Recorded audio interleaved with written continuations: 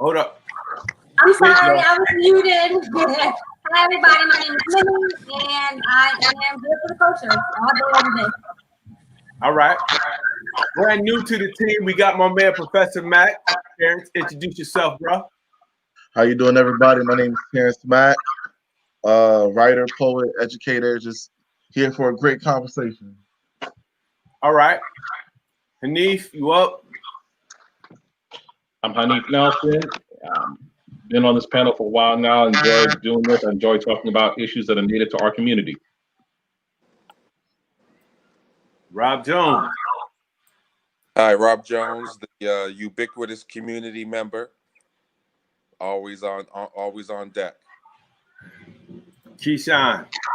Keyshawn Dawes, author, community activist, down for my people forever. All right, y'all. And coming to the stream, we got my man, Mr. Donnie Wright, and we have Dallas Clark. Good afternoon, gentlemen. Good afternoon. Welcome. All right. Good evening. So we talk about a lot of things as pertains to being Black in America. Over the past couple of weeks, we talked about what it was like to be a writer / author or storyteller and how our stories shape the narrative. We talked about Black economics. What else did we talk about, fellas? We talked about a little bit of everything, right? Little bit of everything, man. We touch on all topics. All right. Social, economic, politics, everything that can be under the sun. Anything that affects us. And the one thing we haven't talked about as of yet is for all our brothers and sisters who find themselves locked behind those walls. We haven't talked about that. That's a part of our family. Those are literally our family members. A reflection of who we are. It could have been any one of us on any given day based on any decision that we may or may not have made. So today we have my brother Donnie Wright, Dallas Clark. They're going to talk with us about that today. They're going to talk about, life behind the wall. We're going to talk about life after that wall, life after incarceration. They're going to talk to folks know that, life still exists. We move on, we grow. And looking at these two brothers, we overcome our obstacles. So I'm going to stop talking. We're going to flip it. I'm going to start with Donnie and let Donnie introduce himself. And we're going to get it rolling. Is that cool with everybody? Yeah. All right. Mr. Wright, you are on deck. Well, my story is I grew up in the city of Springfield, and at a young age, I experienced a lot of things, growing up too fast, and one of the things was my father. He was a hardworking man, took care of his family, but he liked to party. When the weekends came, invite his friends over for some drinks, some beers, and family members, aunts and uncles, and that's what they did. They drank, they listened to music, they had a good time. And that was my introduction to alcohol, because I was a beer boy, hey, boy, go get me and your uncle, a beer, or a shot. Yes, I would. I would, sneak a couple of beers for myself and my friends, And that's how my taste for alcohol began, and my mother, our parents, they kept medicine in the medicine cabinet. And I was a very curious kid, and I would try some of everything, and some of the things I didn't like, some of the things I liked. And that started when my addiction started to develop. I was probably around 8 or 9 years old. I had an affinity for cough medicine, NyQuil. I didn't know why. It's because it was 40% alcohol. That's why. And as I grew on, my addiction grew to more cough syrups and looking through my mother's pocketbook and medicine cabinets for something that would just make me feel good. I didn't know why. I just liked the different feeling that it gave. And as I got older, I experimented with more and more drugs. I was an experimenter, and then crack cocaine hit. And once crack cocaine hit, I was one of those people that were good at everything, and I became a very good drug addict. I was one of the best. And, I found myself, I was of good character, but I had a very serious drug addiction. And my first drug bust actually was in the 7th grade at Kylie Junior High School by the DEA, as a matter of fact. And, that that really led me on a life, of rebelliousness, because I didn't understand the nature of drug addiction, and I couldn't stop. And as my addiction progressed, I found myself homeless.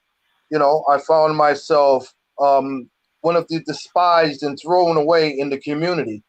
And I was so bad, a lot of times I would walk down the street and people would spit at me because I was one of those people who would stand in front of the store and beg for change, wash somebody's car for $1, and that led me, to have to leave Springfield, and I went into a rehab, and I left Springfield and I went to Worcester, Massachusetts, where I found some semblance of recovery. And I also found that life wasn't fair because as a member of a treatment center, I was set up by one of the counselors and accused of stealing and thrown out of the program before I could finish. And that was my beginning of understanding that life wasn't fair, particularly in the justice system. And as I move forward in life, I got myself back together, and I found that my criminal record was preventing me from getting gainful employment. I had went back to college, I got an associate's degree, and so forth. And, it just, nobody would hire me. Nobody would hire me anything worthwhile. So I started selling drugs, and I sold drugs for a significant period of time before I got caught. And when I got caught, they threw the book at me, basically, because I was one of those individuals who they believed and felt that I shouldn't have been doing what I was doing because I had an education, but yet they didn't understand the dynamics of what a Corey, did for an African-American male.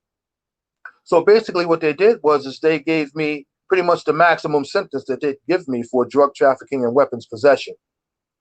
And I did 2 years on house arrest. And even though I made all of the accomplishments, that the probation office asked me to do, and I was a light for their department as far as turning your life around, the judge told me that he still had to send me to prison because I was convicted of a crime that carried a mandatory sentence. But what he did tell me was, Mr. Wright, I want you to go into that prison, and I want you to continue along your path of transformation.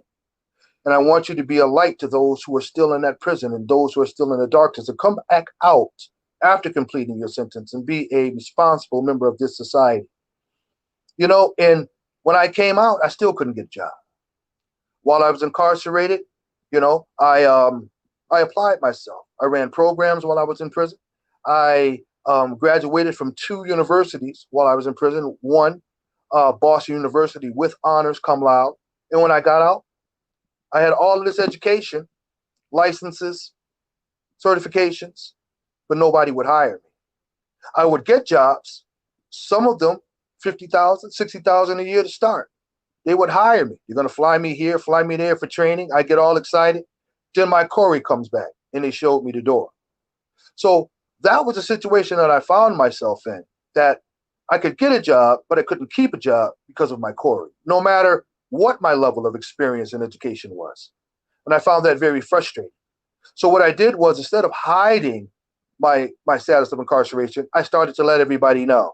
I started to tell everybody what this society was putting me through, although I had done everything they asked me to do, jumped through every hoop that I could possibly jump through. And I was either going to make it with a job, or I was going to have to find any way means necessary to survive. So once I found that people were starting to listen, and I started to speak out on these injustices, of our society, I found myself being a mouthpiece for various organizations, which put me out in the forefront in the newspapers, on the news, about the injustice of our criminal justice system. And that's when people started to listen. That's when doors started to open for me, because people started recognizing me for the courage to speak out, for the people that are still behind the wall. And I have a responsibility to do that, because a lot of those people that I left behind are innocent. And a lot of them, they'll never get out, and they'll never be able to jump through the hoops that I've jumped through. But they depend on individuals like myself and other individuals who have turned their life around to let people know that we can change, that we can turn our lives around, and we do. And we need to get the word out. And that's my story. Alice Clark. Yes, how you doing, Dallas? I like to thank you, man, because on what you said, like you kind of opened the doors for me. I always start off like, let people know that I am in recovery, and not just for drugs and alcohol, for gun violence. And as you was talking, like I always let people know that that me being in recovery, because everybody know what addiction look like, they don't know what recovery look like. And I always let people know that. And like what you was saying, like you open up the doors for me. Like I've been in jail, you know, in and out of jail. I did a long stretch. I got involved with, like I said, with different with criminal activities, selling drugs. That I start self medicating myself, start playing with guns, end up in jail for a while. And as I got out, you know, I just got out of jail again in 2017. Like I didn't learn. But this time around, man, when I hit a brick wall, man, like times had to change. I found myself getting more, like, get more involved in the streets, and I couldn't, how can I put it, like endangering my family and people around me, and I had to come for a change, man, and I ended up going into a halfway house. And at one time, I thought I was too good for that, you know, coming back off the streets and from getting money and all that. I say this place ain't for me, just for, you know, how we call like what crackheads and dope fiends like that. But I said I needed a change, and for me to need a change, I had to change people I'm around. So I got into a halfway house. From that halfway house, things started opening up for me. I had somebody that snatched me up, start taking me around to different groups. Talking to people. I got involved with ASS, being a mentor for the sheriff department and stuff like that.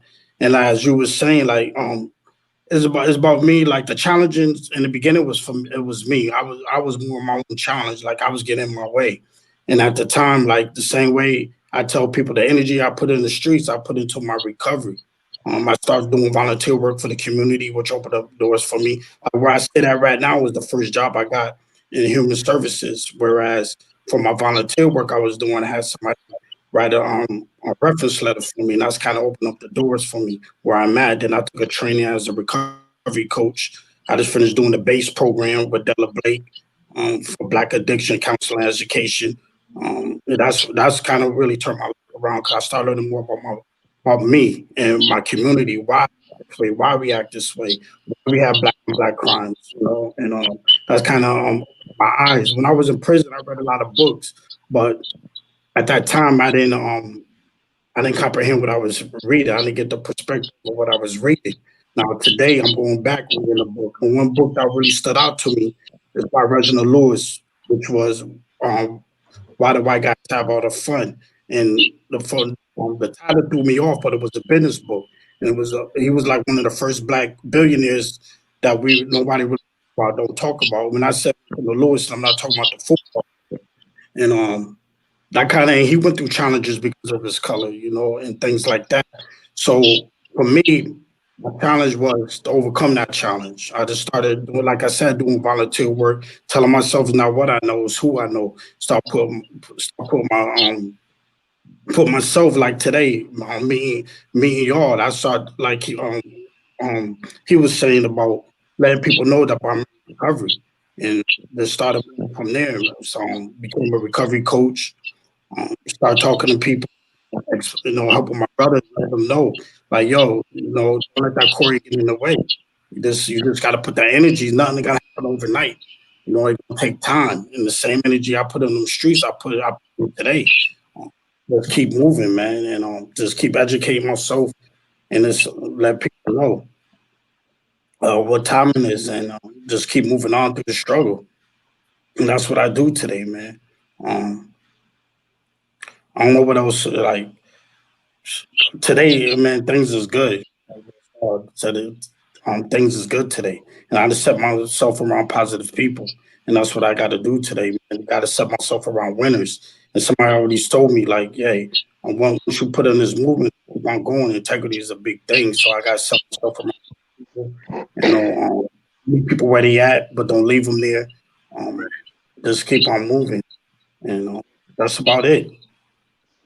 If anybody got any questions, yeah, we're gonna have a lot of questions, so we're gonna open up the floor. Keyshawn, go for it. Yeah, so Donnie and Dallas, thank you guys for coming on, man. This is very powerful just in the beginning. So I know our 2 hours here is going to be very powerful, but picking up from what Donnie was saying and also from Dallas, it seems like it comes twofold, threefold, fourfold on the problems. First, what Dallas was saying, you got to get out your own way. One, I'm gonna have that question for you, Dallas. How do you teach people to let them know that you are the problem when you're dealing with the streets, when you're dealing with incarceration? How can you tell young brothers or even adults, like, you are your problem? You are the one that is causing this problem when they think that the world is against them. So that's the first one. And you, for you, Dottie, my question for you is, with all this education, everything that you have, and like you said, you saw people in there that are innocent. So do you think that this is a time that we need to do some prison reform? And also, are the programs in place for people that are incarcerated that the sheriff's department has in place, are they good enough for people to walk out and to start a new life? I don't know if you guys heard that. Did you hear it? I don't know who's going first, though. I would say Dallas. Dallas, I wanted Dallas to answer first, and then Donnie, I'll follow up with that same question just to make sure you remember. So Dallas, how do you teach brothers to see that they like you said, that recognize that they are the problem? They're the one that are causing the problem, so they can get out their own way, and so they can move forward and not keep following that, and then surrounding yourself around right people. I tell them, well, the first thing is, like, man, nothing is like, you're not entitled to nothing. Like, I like, yo, everybody looking for handouts. I say, yo, you got to go out there and get it. You know what I mean? And let people know. Like I said, I started off doing volunteer work, and showing people. And when like one of my mentors told me, like, the first time you step on a block, right? You said your boys around you, they just don't let you get on the block. You got to prove to yourself that you can handle the block. You know what I mean? And that's the same thing what I tell brothers today. Like, you gotta prove to people, man. You gotta get out there and show them. Nobody gonna hand you nothing. Go out there and get it. I started off doing volunteer work, and the volunteer work opened up doors for me. I volunteered for this company for 2 years. They just offered me I started working for the company for probably almost 2 months now. After 2 years, they offered me a position. It took me 2 years to get it, right? But the pay is great. I can't get mad at it. You know what I mean? So that volunteer work opened up doors for me. And I'm working 2 jobs at the same time. Whereas, like, I always tell people, this is the most money I ever made legally. You know what I mean? So I would never go backwards, man. It's about the hard work that you put into it, and show people, like, hey, this is the new me. The old me ain't me no more. I don't even like talking about the old me, because there's days I sit back like that. I was really acting like this. I was really doing this. You know what I mean? So I tell brothers, man, just keep striving for it, and don't let nothing. You know what I mean? One door closed, that should give you strength to kick 3, 4 more doors open. You know what I mean? So just keep striving for it, man. And tell yourself that you're not to nothing. You got to go. So Dallas, So Dallas, like you just said, it's a long game. Before I get to that question with Donnie, it's the long game. You just said it took you 2 years to get where you are now. How can you have brothers teach the brothers? Like, I think even if you don't want to talk about, your story is powerful enough to show brothers that you're self-educating, you're pushing yourself, and to have that patience to get that long game, to be safe, that you have to look over your back and going down that wrong road. How can you push that to make sure that our brothers can take care of themselves and our sisters can take care of themselves going that road? Patience, man. I always tell, like, for me, man, I always say a closed mouth don't get fed. And I always go out, you know what I mean? Like, I take that energy that I had on the other side and put it to this side, and that's the key to it. And I just gotta, I kind of try to, like, because I've been on the other side, so I kind of try to how I say, talk to them to their language, to the whole, you know what I mean? And like that same way that you got the energy there, put it over here and it will work. And one thing I tell brothers like that been locked up before, I said, imagine if you did 3, 4, 5 years, 10 years, imagine putting up $100 every week, right? And how much money you think you would have, you know what I mean? That on the street. So think about that, because you get locked up, you're gonna lose everything. I don't care what it is, you're gonna lose everything. You know what I mean? So then you get back out. I know the first bit I did, I got out. I was back in 3 months. Then got caught on parole, caught another charge. You know what I mean? Did time, got out, was out for another 18 months and went back for another long stretch. So it's like you trying to catch up, right? Where you left off at. And they always say the worst, the worst is how do you like the worst is like the, you know what I mean? Like the beginning is as bad as the worst again. Like you know what I mean? The more and more that you try to catch up to where you lost, they're gonna get worse again. You know, so now, like today, like I said, man, these 3 years I've been home, man, it's like this best years of my life, and I would never go back, man. These best years of my life. Yeah, I still run into, you know what I mean, hiccups and stuff like that, but I got a better solution today. You know, instead of going to get a package, I'm going to find another job, like they call me in today. You know what I mean? That's money for me. You know what I mean? So, and I go home lovely, man. I go home to a beautiful day, to my wife, my children. Don't have to worry about nothing no more, you know? So, man, life is good today. It is that you just got to set yourself around. Like I tell people today, I got a new playground. You know what I mean? With that new playground come new friends, new things I play with. You know what I mean? Stuff like that. Like I can still have fun. You know what I mean? Me and my church, we go bowling, play basketball, go lift weights, go out to eat and things like that. You know, I was doing the same thing now I was doing in the past. I just leave the drugs and alcohol out of it. You know, and everything else that, you know, criminal activity and the violence that come with the other side. So yeah, I'm telling you, this is gonna be a great conversation, D. We got some great ones here, man. I'm loving this. Thank you, Dallas. And Justin, Donnie. So I just want to kind of get to you now. With everything that you've been through in your story, and like you just said, you got all the education in the world, and then that Corey is holding you back. You get everything that's set up for you. So do you think that these programs that are for people that get incarcerated are working? And also, is the system, does there need to be a prison reform system because there's so many people in there that are innocent or that are in there for things that they can't even afford to pay a bail to get out? Well, let me get your first question is the system is not designed to work for us. It's designed to work for them, right? The system is designed to keep you in a mindset that's going to keep you returning to the system because that's how they make their money. That's how they keep their jobs. If the system created a mindset for you not to return to prison, then CEOs wouldn't have a job or they would be having layoffs, right? Brothers inside the joint are aware of that, right? And that's why they only take programs for the good time, because they know the individuals that are coming in teaching them those programs don't give a damn about them. They're only there for the money, because those people, most of them have never sold drugs. They've never carried guns. They've never shot nobody. They've never had to sell their behind for drugs. They've never done any of that. They're there with a degree. They don't look like us, but they're there to tell us how to turn our lives around and to reintegrate back into our community. I don't think so. It never worked. It doesn't work, and it's never going to work, right? Until you have people that look like you, that have overcome the obstacles that have been placed in front of us as far as reintegrating back to the community post-incarceration, it's never going to work because they don't know how to deal with the systemic racism. They don't know how to deal with the Corey issues.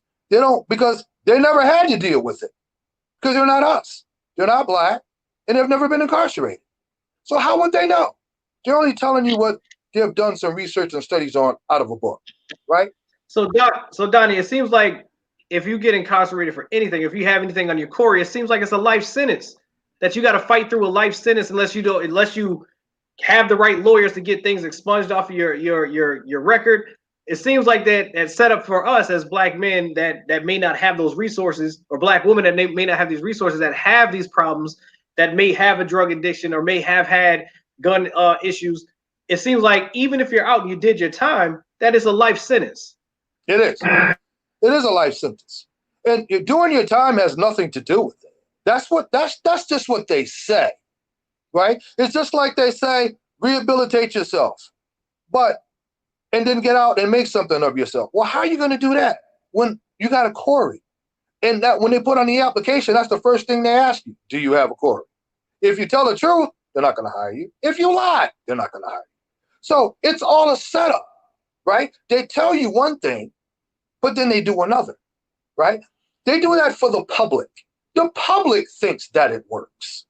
The public thinks that the Department of Corrections and the systems that surround that, as far as reintegration back into the community for ex-felons and ex-incarcerated persons, are designed to work. They're not designed to work for us.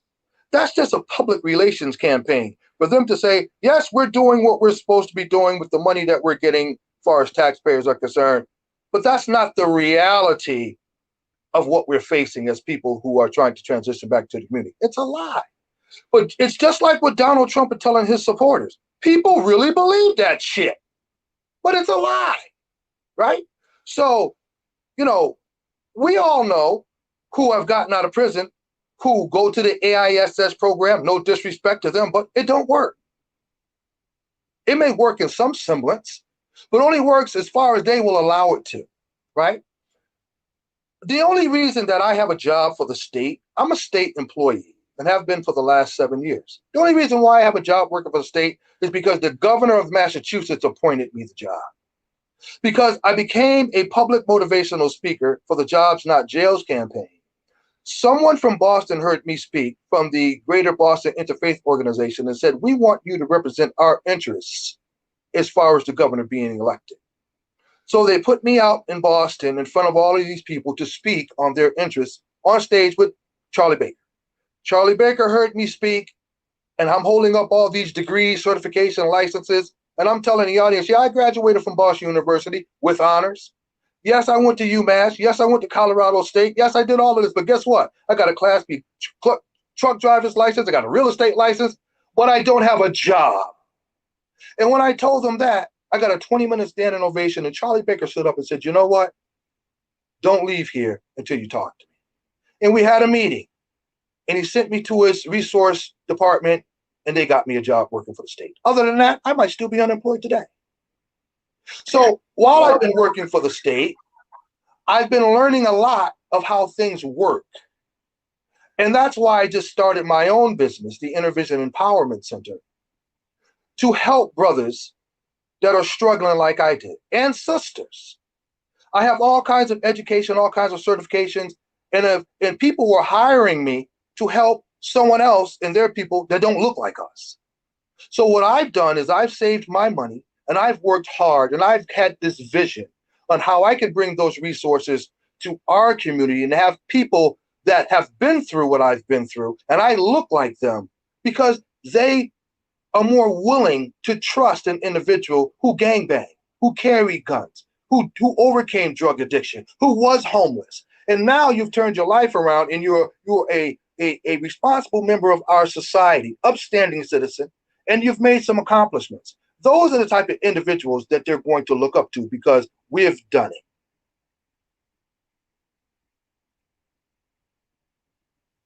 Thank you. I know D, if you want to take over this one, man, I'm kind of blown away right now, man. This is amazing. Thank you both for your courage and doing all you can to continue to push for equal rights for us as our men and women are coming out of prison. Okay, I like to piggyback on that because this what it's about. Just you gotta go. You know what I mean. You gotta face your challenges and struggles and get through them. You know what I mean. And that's what I mean. Like in the beginning, I was in my own way because I felt like I deserve something from somebody. You know what I mean. Nobody don't owe me nothing. Nobody. You know what I mean.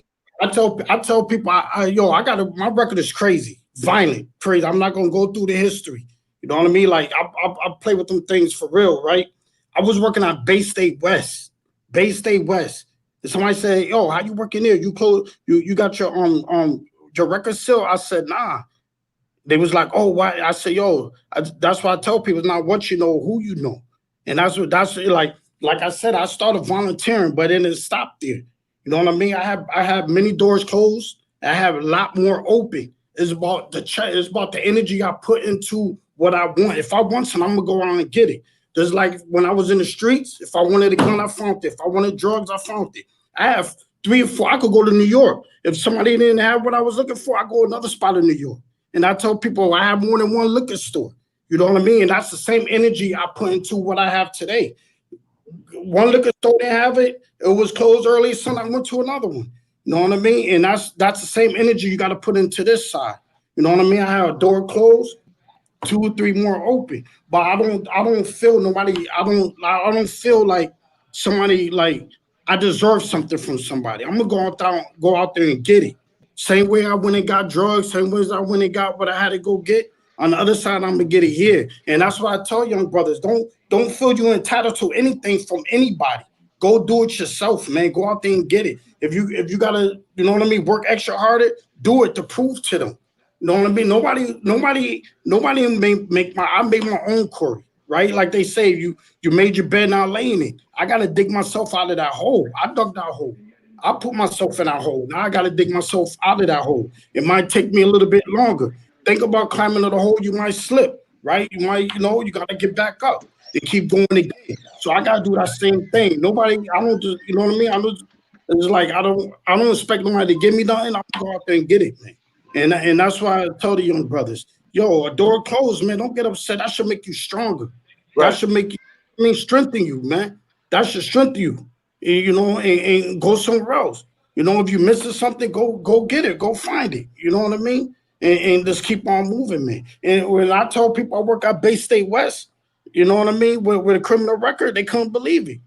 And from there, I open up doors. You know what I mean? Like I work with an organization called MORE, which they gave me a platform. Nobody on that platform was talking about gun violence.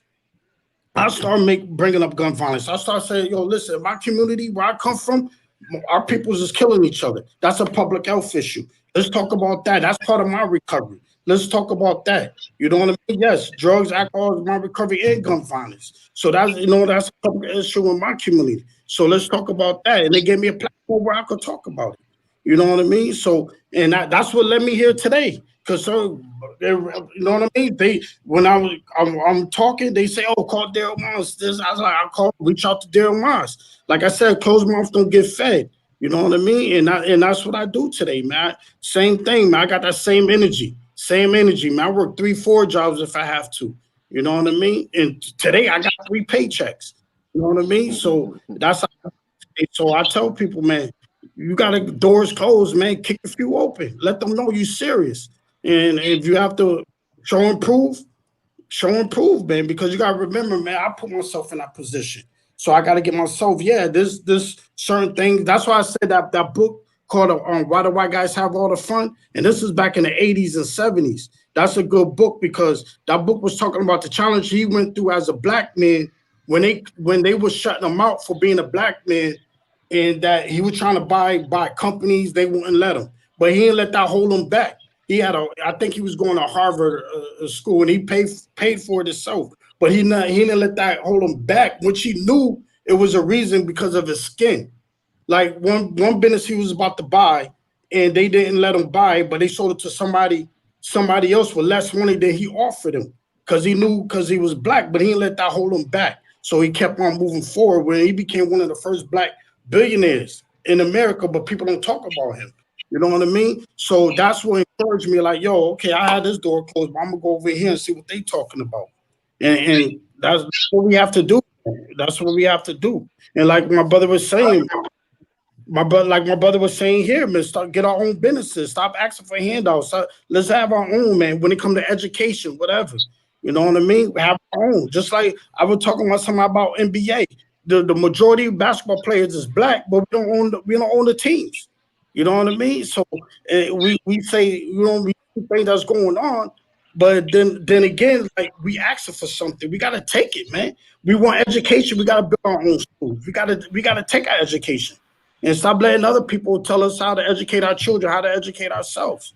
That's the only way things are gonna get different. That's all right. That's my Dallas. Hold on, I'm gonna go to Rob Jones. I know Rob had a question. Rob, you still there? Yeah, can you hear me? Yeah, clearly. Yeah, so Dallas, my interaction, my comment is for Donnie, but I gotta give Dallas some love for his energy, for his fortitude, for his perseverance.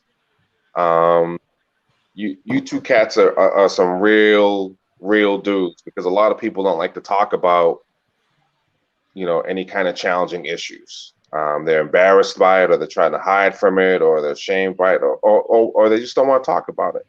But we appreciate you guys coming on this platform and sharing with people, and hoping that somebody is in a similar situation, or maybe considering entering into a situation. And because of you two cats are on here talking about your past and your struggles and your histories and your successes, more importantly, that's going to dissuade somebody from going down the wrong path. Donnie, when I first met you, we instantly connected because we were two big dudes, not like these little dudes that are on the call, but we're two big dudes, and your energy was just positive. And, you know, and I sensed it and I felt it. And I was like, I need to know this guy. I need to be around this guy. And I applaud everything that you're doing and that you continue to do, and you're helping Black men and Black women navigate through this process. So that my question for you, Donnie, as you talk more about the system, what can Black men and Black women who are currently in the system, what can they do to kind of navigate through some of the obstacles to kind of get out from the other side like you did? I always suggest that people not try and recreate the wheel, right? Somebody's already done what you're trying to do. Somebody's already made it to where you're trying to go. You just don't know those people yet. Those are yets for you.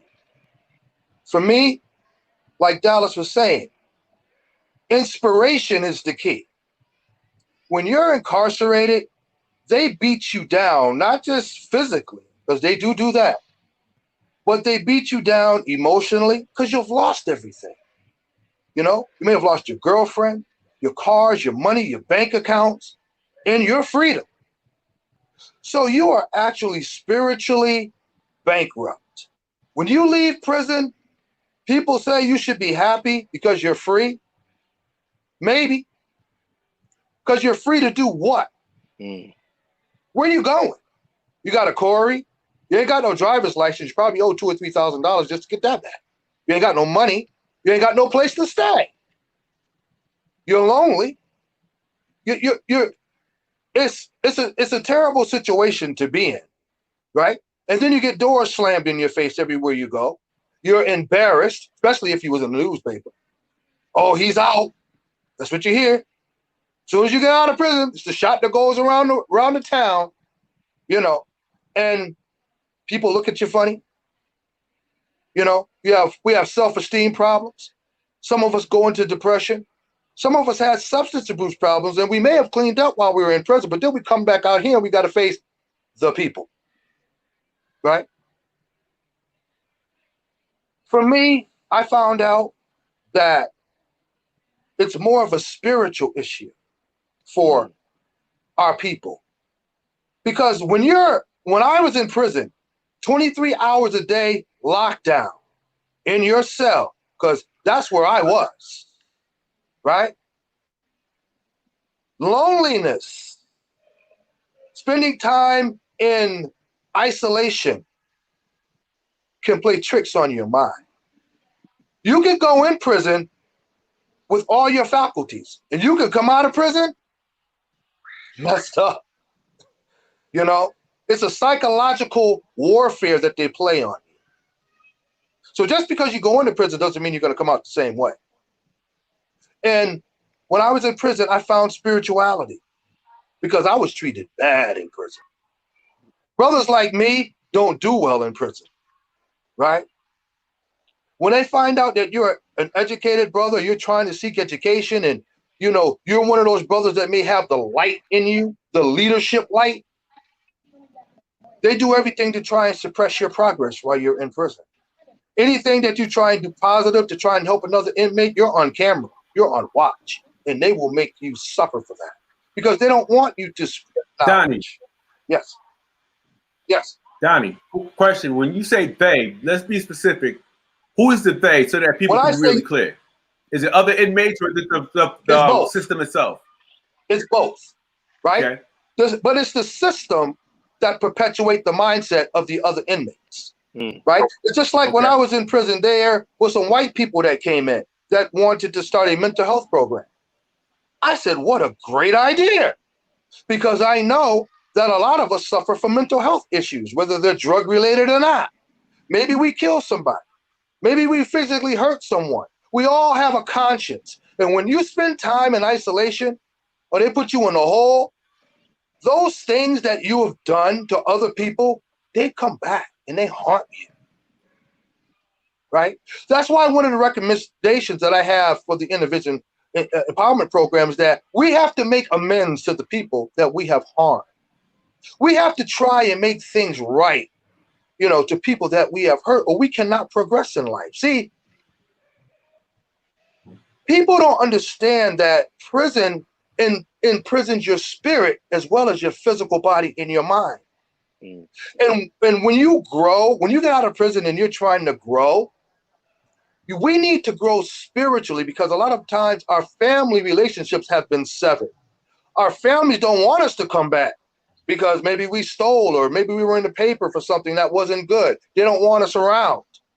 Our girlfriends have left us. So we feel, like I said, isolated, even though we're around. Okay? So my whole thing in saying what I'm saying is that I believe the essence of this whole problem is a spiritual one, because we're concentrating so much on getting a job. We're concentrating so much on recovering from drugs or those things that we may have done. But the damage that we have done to ourselves spiritually, in my opinion, is what held me back and was holding back most of the people that I know that were in the same boat as me. Because we don't acknowledge the spiritual, we don't address it. When you're suffering from a mood or mind-altering drug, they call it a spiritual disease. Why? Because when you're out there in the streets and you're going any means to get that drug, to get that gun, like Dallas was saying, to go to that next place, that's spiritual. It's not mental. The reason why I couldn't stop using drugs, the reason why I couldn't stop creating havoc in my community is because I was afflicted with a spiritual condition that I didn't understand. I had a lack of morality. I had a lack of ethics. I had a lack of values. Those are the things that drugs rob from you. Those are the things that prison rob from you. That's why you turn into an animalistic type of behavior you start to display. You start to regress, right? So my statement that I want to make here on the show today is that Black people are a spiritual people. Okay? We come from Mother Earth. We are the original people. And God, or whatever you want to believe, is your creator, because you can't get something out of nothing. Something had to create all this, including us. If you believe that he created each and every one of us a purpose and a spirit. And until you go within and find that purpose at that spiritual level, it doesn't matter what kind of job you get when you get out. It doesn't matter what you do when you get out. You're still not going to be happy, because we're searching for the wrong things, which are exterior, when we should be going on the interior and finding ourselves our purpose. And that's when you will find happiness, growth, and all those other things that we're talking about will follow. Give it to her. Okay. Terrence, you have a question? Yes. My mind kind of just went back to what was being said earlier about what happens when you get out, and how there's such a lack of opportunity, and how a lack of opportunity is what keeps this cycle of recidivism going. And it brought up an idea that that I experienced when I was in Atlanta. There was this program called Shift Gig, and Shift Gig offered they often like everybody knew that when that those with a record had a harder time getting employment opportunities, because even though they'll say that these, like, just like I think it was Donnie that said there are these programs that they say are here to help, those with a record, but it's really just for dress up, and it's not really as effective as people think that they are. But Shift Gig created like an affirmative action kind of system where they were incentivizing certain jobs if they were to hire those with a record. Same in the same regard as how Harvard gets incentivized for enrolling more and more minorities. So my question being, and this could be to Donnie, Dallas, anybody, do you think if we had more programs like that incentivize certain jobs to give opportunities to those with a background record, then that would aid the issue of those with the record getting employment after incarceration? Okay. Anybody want to take? And before you answer that question, I got to introduce my man Joe Dumpson. Joe, how you doing, sir? How you doing? DA Dallas, what's up, bro? What's good, my brother? What's going on, good, bro? my brother? All right. Yeah, baby, I'm here.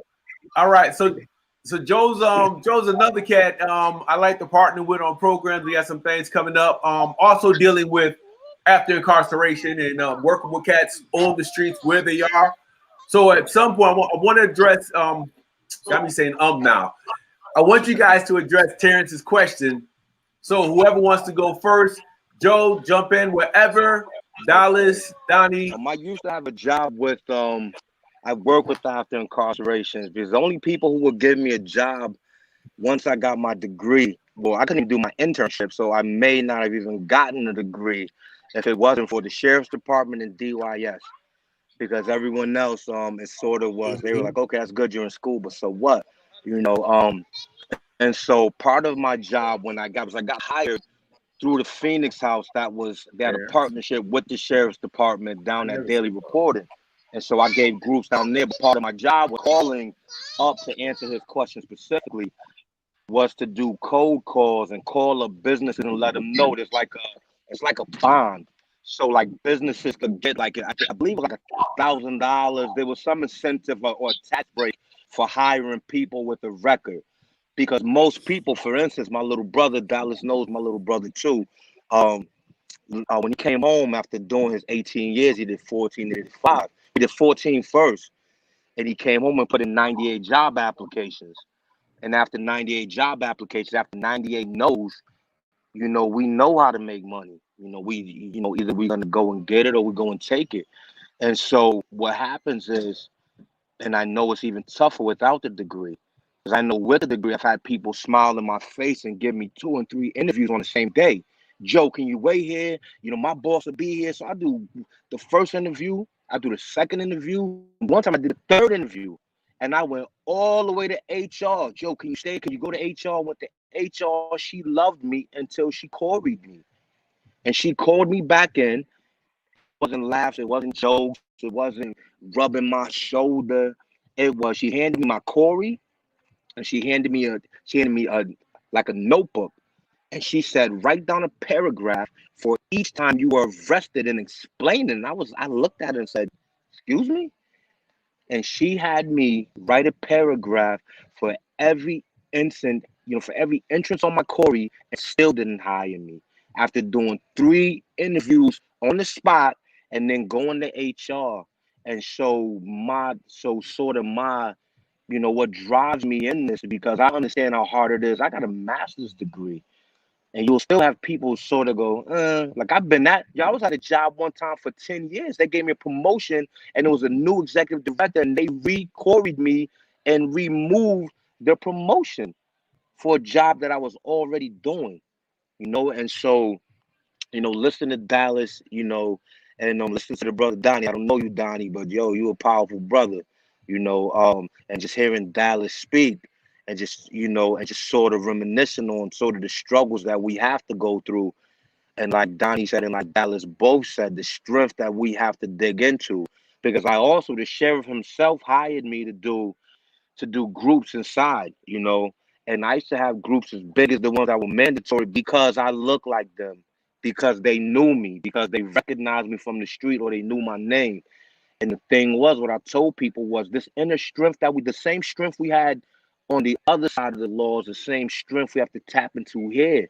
Because we didn't take no for an answer there, but here we get discouraged, we get embarrassed, you know, we give up because it's hard to sort of, you know, have to relive who you were, you know. But what I used to teach the people in daily reporting was, I said, you know what? I said, some people discriminate against you because of who you were. I said, some people just don't want to hire a criminal. And the people who don't want me because of who I was, then I don't want you. I don't want to work for you either. But the people who just don't want a criminal, because none of us on this panel, including Donnie or Dallas, will want to hire a criminal. I don't want you in my house if you steal, right or wrong. And so therefore, so what I learned was, and what I taught the other people coming home was, I say, yo, if they just don't want to hire someone with a criminal history, you let them know how different you are from who you were. That's who I was. This is who I am. And since I've been home, and you look at Donnie, you look at Dallas, this is what I've done since I've been here. So now I can tell you, yo, this is the last time I was in trouble.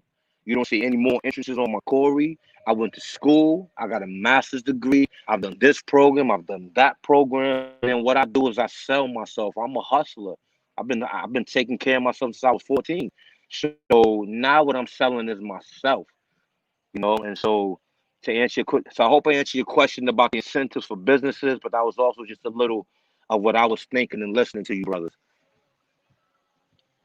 You know, there's something I'm going to say about all this, and this may seem roundabout, but when I think about everything we've discussed leading up to this point, up to this very conversation we're having right now, all of it is interrelated. We've talked about, you know, Donnie's talked about spirituality. We've talked about that. We've talked, you know, both Donnie and Dallas are talking about, you know, trying to get out in the workforce. We've talked about economic empowerment for our community. We've talked about the building jobs. We've talked about the different things. We've talked about different industries. We've talked about education.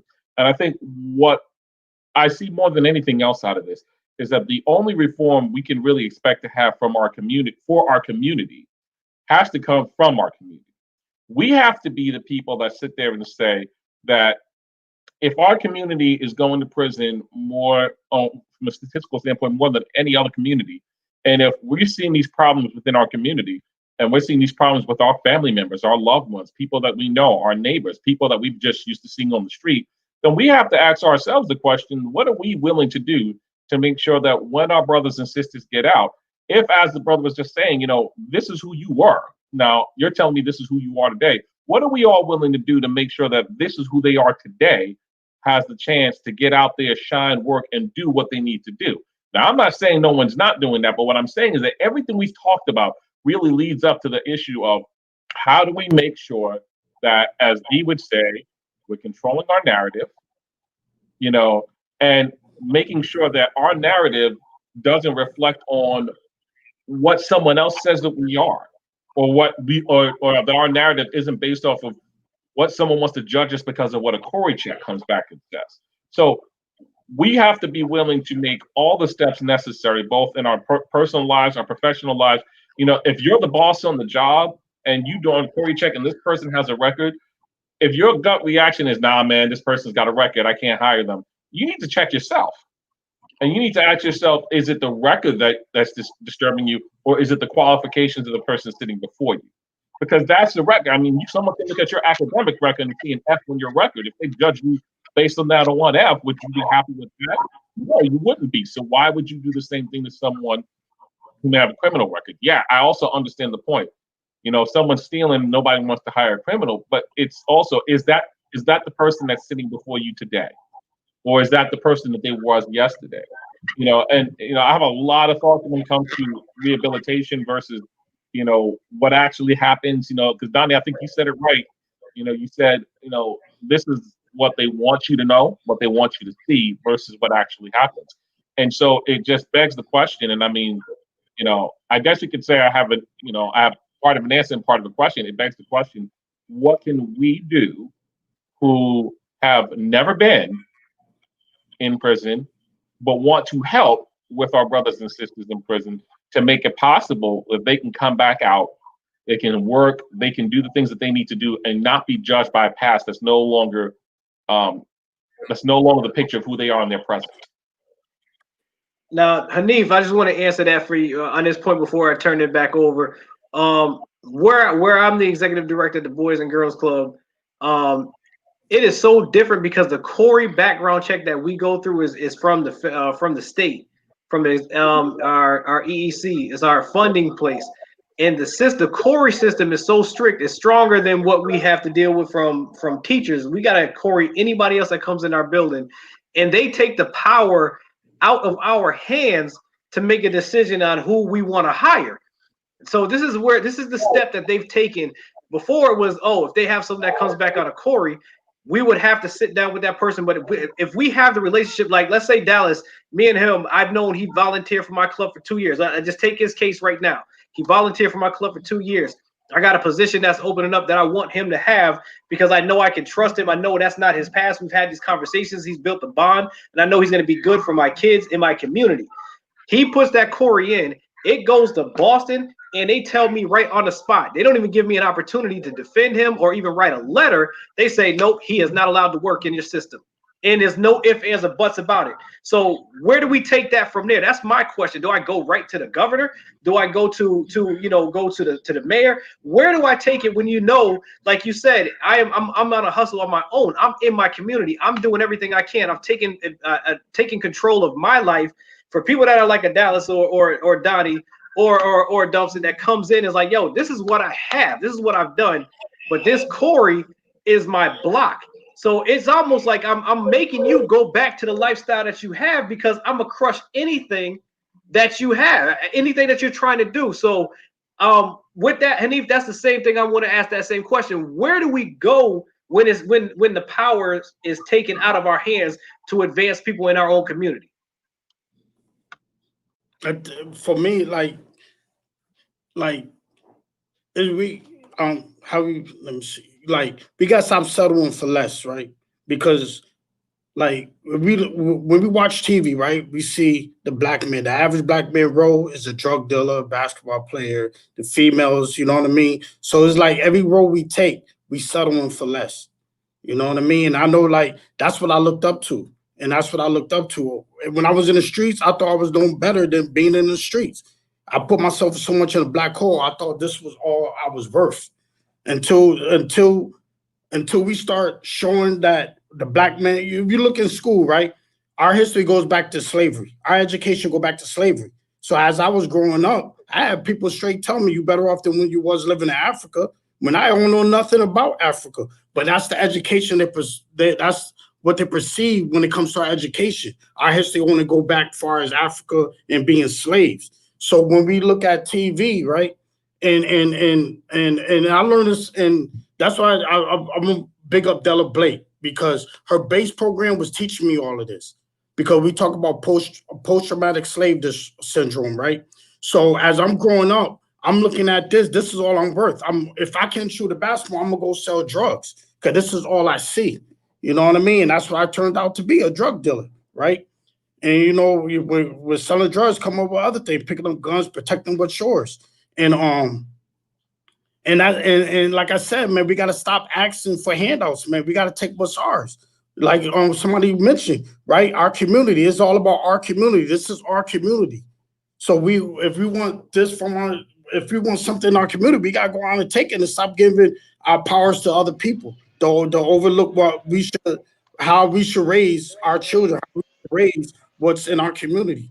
You know what I mean? That's how I see it, man. And like I said, that's why I don't have no problem telling people I'm in recovery. I don't have no problem saying that because I want people to understand where I come from, right? This is where I'm at today. And I want other brothers to know, sisters too, that we can overcome that, man. We can get out of that life, man. We can get out of that jungle and live peacefully. I've been there, man. You know what I mean? I just got out of jail in 2017, and I was going back in the chef department. I was going back inside the jail. Literally, I was walking around the jail, knocking on people's cell doors. You waking up out of their bunk. I would never thought I would do that. I would never thought, you know what I mean? I would do something like that. But I had to change my perspective as I see myself. And that's the thing. I had to look at myself and say, I'm better than a drug dealer. better than this. I could become, you know what I mean? I had an education in accounting. You know what I mean? I had a degree in accounting, but I took the degree in accounting to do the wrong things with it because I learned about laundering money and stuff like that, watching other people. So you know what I mean? So I had to look at myself like, am I better than this? So that's where we have to educate our young people. You better than what you is today, man. And we have to stop that. And that's the only way is, like you said, to step out there, let them know, like, I came from the streets. This is what I'm doing today. When my brother's coming home, I'll be telling them, man, yo, listen, man, you can get in this field. Yeah, it's not a lot of money, but you got to start somewhere. And that's another thing. We want instant gratification. We want it right then and there. If we resume it as blank, right? How you going to get a job starting at $30, $40 an hour? We got to start somewhere. Right. You know what I mean? The first job I got was changing oil. You know what I mean? Next thing I know, within a year, I was in pre-release. Within a year, I'm on the top. They giving me the key to close it down. It's all about your perspective, how you see yourself. You know what I mean? Positive affirmation is the key, like he's saying, in spirituality. So if I'm greater than where I'm at today, I'm gonna be better today than what I was yesterday. And that's what it's about, growth, man. And that's what we got to educate our young youth about. We better than that. We better. So Minnie, I know, Minnie, you going off on the Facebook, so I know you got something to say. So her comments are strong. So I got a lot to say actually. I've been taking notes, so I'm trying to order. Forgive me if I jump all over the place, but a lot of people will say it's not what you know is who you know, and I like to add that it's not who you know, it's who knows you. You know what I mean? Because we all know who President Obama is, but if President Obama knows you, and that's how it makes a difference in your life. So it may not seem worth it. Like take Donnie, for example. He didn't want to get out there and tell his story, but when he did, he started getting in front of people, opportunities started opening themselves up for him. And I wish that those type of experiences were less individual and more systemic. You know what I mean? Because a lot of people will point out not to undermine those successes, but they'll point out individual successes. And they'll say, you got Obama, you got Oprah, you got all that. So if they can do it, you can do it. But those are just individual stories. That's not most of our realities. That's because there hasn't been any systemic change. That's why I'm always wary of leaders who, choose poster children and say, hey, I did that for you guys. So that you can look at that individual story and be lulled into a false sense of security when there's nothing systemic being done. I also want to note that it's good to take a skills inventory. You know what I mean? Because you can say you was a hustler, you can say you was a D-boy or whatever, but it doesn't translate as well as, listen, I know how to work a distribution channel. I know how to develop and maintain a supply chain, customer relationship management system, and learning those things and understanding that you weren't just that. You know what I'm saying? You were a boss. You ran your own business. And trust and believe, there are legal products out there that move like work. Okay? They move like work. Just gotta find it and make it do what it do. And there's a lot of discrimination that happens that's completely legal because the criteria for proving discrimination is impossible. You have to damn near be a mind reader because ain't nobody telling you, I don't want to do this because you're a felon. I don't want to do this because you're black or if you're in a particular class. So we definitely have to change everything. We're being attacked on all fronts. We got to counterattack on all fronts. Politically, spiritually, like Brother Donnie said, we got to do the work on ourselves and our community. And another thing, it wasn't Donnie who said it, it was Dallas who said it, is that we are free. It's like I constantly think of what Harriet Tubman said, and she said, I freed 1,000 slaves and I would have freed 1,000 more if only they knew that there were slaves. We are out here asking for sovereignty. And that is the most asinine thing ever. I'm sorry. You don't ask to be sovereign. You got to ask for sovereignty. All you got to do is be sovereign and be free. And we have to make it so that we have to build this infrastructure so that we don't have to go outside of ourselves and outside of our community for opportunities. We're asking them for opportunities. The same people who structured this whole system to deny us opportunities. We only subject ourselves to this shit. We do. And we don't have to. All we have to do is stop.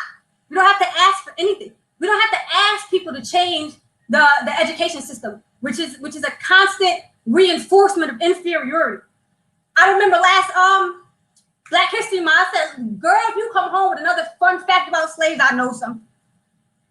It's just, I don't even like the term slavery. When I joined the elementary school system and they start talking about slaves, I'm like, you mean people? You mean humans? You mean slave owners? You mean human traffickers? We have to change the way that we talk to ourselves. Like D. Moss has been perpetuating through this whole system. We have to control the narrative. And they control the narrative and we allow it to happen. There was a comment made about the laws and stuff. We got to get it. If we're going to fight politically in order to change the system, which I don't necessarily think is possible, but if we're going to do that, we got to do it together. One band, one sound. Now, I mean, don't talk to me about voting unless we're going to do it in blocks. Like Stokely Carmichael said, we got to vote in blocks. The only way a vote is not enough. It's not enough leverage. Politics is a rich man's game. If we don't pool our funds and say, hey, you'll get our vote and you'll get our money if you do X, Y, and Z, it's not going to work. Everybody doing this and everybody doing that. Nobody wants to compromise. Compromise is not just win-win, it's lose-lose. That's like, okay, if everybody say they want to back this candidate and I don't, oh, well, I got to put the needs of the people before my own. And we got to move in unison or everything we do is futile. And I think that's it, Doc.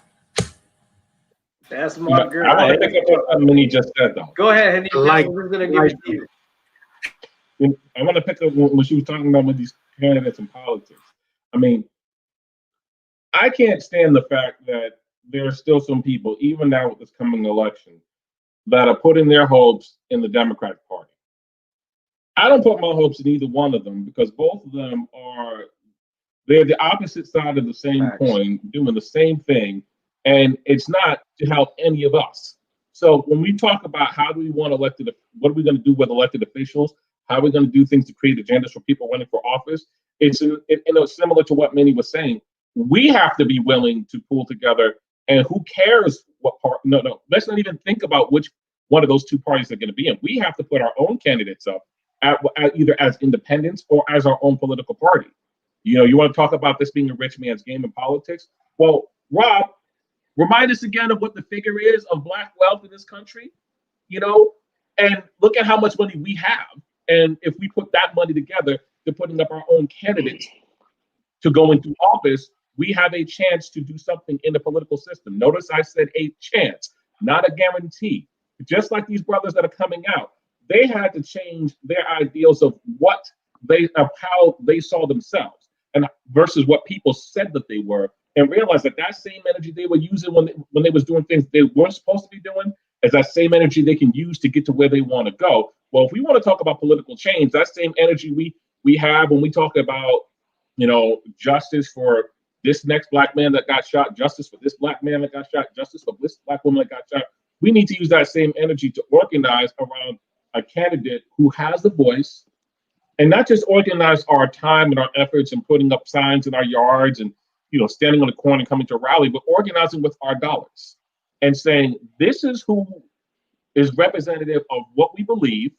This is who is going to carry our voice in this circle. And we need to be concerned about that at every level of government. It's not just the national level of government, more concerned about it at the local level of government than anything else. So if we're going to talk about the politics and the political end of this, we can't talk about this in terms of there being a reform unless we're willing to actually do something and not even look at the Democrat or the Republican Party to do it with. Facts. That's a fact. Yes, facts. That's a fact. All right, because what happened? Okay, here you go, B. No, who's up? Go for it. That was Joe. Because I was just Joe, saying, just listening. Sure. Just listening to everyone, right? Because what happens is, and like we really are, and it is due to, like Dallas said, what he got from Miss Blake. It really is due to slavery. We really are the only culture who doesn't. Because even like I was thinking walking the kids to school, because I used to walk a school bus. And I said, wow, like we are the only community that terrorizes our community. We are the only community that doesn't back each other. Like the brother said, we're not going to give each other money. We're not going to, like, there's always, and it's not even due to any fault of our own. But what we really need to do as far as the political agenda, as far as business and being able to have things that we can employ, because that's my next step. My next step is, I own a gym now, but my next step is we need to create something so we can hire these people that we know and the ones that we don't know who are coming home. We need to put up our own candidates, not like the brother said, not depending on either one of these parties that are, but they used to be one party, two sides of one coin. Because what happens is, and we can see it from this election right now, there are people who are pandering for our vote, and they're searching for our vote like they do every 4 years, and then they forget about us until it's time to vote again. But they'll kneel and they'll do all this other stuff, and they don't care about us at all. And so who's gonna speak up for you like you? No one. And so that is what we need to do. And we need to be willing to come together as a collective to say, this is my community, and I'm going to stand for it against people who look like me, just like I will against people who don't look like me. And so with that being said, it's like for instance, when I did the walking school bus, the only guys I got to come, I didn't have a kid that went to that school, but I heard that there was little kids as young as was only in our community because we don't vote or we don't have any political power in our community. We have kids as young as 5 years old who have to walk a mile to school. So they walking up Bay Street both ways to Rebecca Johnson. I didn't have a kid that went to that school. But as a black man, I said, well, then I'm going to step in and I'm going to walk them to school. Right there, the walking school bus was no men. The only men who I could get all had Corys. So guess what? They weren't allowed to do it. So now no one else within the community stepped forward. And then what I started noticing, walking these kids to and from school, was I was like, yo, like we are being held captive, not even just by somebody who doesn't look like us. Drugs are sold in front of this old lady house and she's scared to come outside. And so what happens is it's almost like we got to clean up our house. Just like I don't want to beg anybody to give me anything, I also want to beg you to fix anything in my house. Like, we got it. We are powerful people. Like the brother said, we are the first civilization. And so what it takes, I believe, is that for the people who are on, like even on this panel, this is a perfect start. If each one tells 24 people that we can trust and believe in to stand strong, we already beginning to put together an army. And so now, boom, within that army, now we hand out jobs. You good at this, Dallas? Okay, boom. These your soldiers. This way we're gonna handle this financial, fiscal responsibilities, fiscal literacy, financial literacy. You do this, D. Okay, boom. You're gonna take these groups, and then we begin to build an infrastructure, just like they had in Black Wall Street that they ended up destroying. I don't think they're dropping bombs today, but who knows?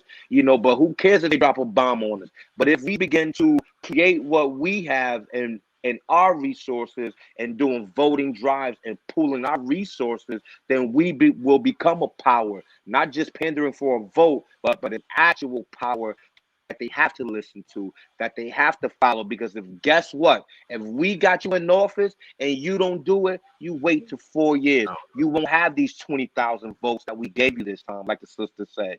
And that's where the real power is. All right. I want to go back to Donnie. Can you hear me? Now, you said when Governor Baker heard you, you were speaking. You were doing a lot of work in terms of legislative lobbying for brothers and sisters coming out of lockup, and for folks deal with that post incarceration life. Can you talk about some of the legislative work that you've done over the last couple of years? I don't think a lot of people understand the amount of work you've done in terms of going back and forth to Boston. Can you talk about that?